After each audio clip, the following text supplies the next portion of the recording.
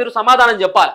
ఏది ఇప్పుడు సలకం చెరువు ఉంది, ఫాతిమా కాలేజ్, ఓవైసీ బ్రదర్స్కు సంబంధించినటువంటి కాలేజ్ ఏదైతే ఉందో, అప్పుడు హైడ్రా వచ్చిన తర్వాత కొన్ని కూల్చివేతల తర్వాత ఈ ఫాతిమా కాలేజీని ఎందుకు కూల్చట్లేదు అని చెప్పేసి అన్నప్పుడు అప్పుడు హైడ్రా రంగనాథ్ చెప్పినటువంటి సమాధానం ఏంటంటే దాంట్లో పిల్లలు చదువుకుంటున్నారు, ఒకవేళ కనుక ఆ కాలేజీని కనుక కూల్చేసినట్టయితే ఉంటే ఆ పిల్లల యొక్క చదువు మధ్యాంతరంగా ఆగిపోయేటువంటి అవకాశం ఉంటుంది, పిల్లల యొక్క చదువుకు ఇబ్బంది కావద్దన్నటువంటి ఉద్దేశంతో మేము వాళ్ళకి కొంత టైం ఇచ్చినామని చెప్పేసి అన్నాడు. ఇప్పుడు మరి హాలిడేసే, మరి ఆ చెరువులో నడి చెరువులో కట్టినటువంటి సలకం చెరువులో కట్టినటువంటి ఫాతిమా కాలేజీని ఎందుకు కూల్చట్లేదు, దానికి సమాధానం చెప్పాలి కదా. ఇప్పుడు సరే నువ్వు ఉన్నటువంటి అమీన్పూర్లో, ఐలాపూరో, పటాన్ చెరువో, లేకపోతే ఇంకా హైదరాబాద్ లాంటి దాంట్లో కూల్చేసినావు, నాలాల పైన పార్కులను కబ్జాలు చేసుకున్నటువంటి, నాలాలను కబ్జాలు చేసుకున్నటువంటి ఎఫ్టీఎల్ బఫర్ జోన్లో ఉన్నటువంటి వాళ్ళని కూల్చేస్తున్నట్టు కాదనట్లేదు.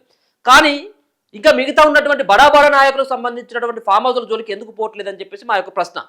ఇక రెండో అంశం ఏంటిదంటే దీనికి ఇప్పుడు కొత్త ఏం కాదు, హైడ్రాకి మొట్టికాయలు వేయడం హైకోర్టు ఇది కొత్త ఏం కాదు, ఇది ప్రతిసారి కూడా గట్టినే వేసుకుంటా ఉంది రంగనాథ్ని కానీ హైడ్రాని కానీ. వీకెండ్లోనే ఎందుకు కూల్చాల్సినటువంటి అవసరం ఎందుకు వస్తుందని.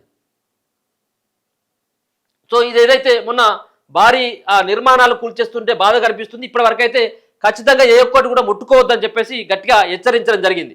ఇది రంగనాథ్కి పెద్ద దెబ్బ ఇది.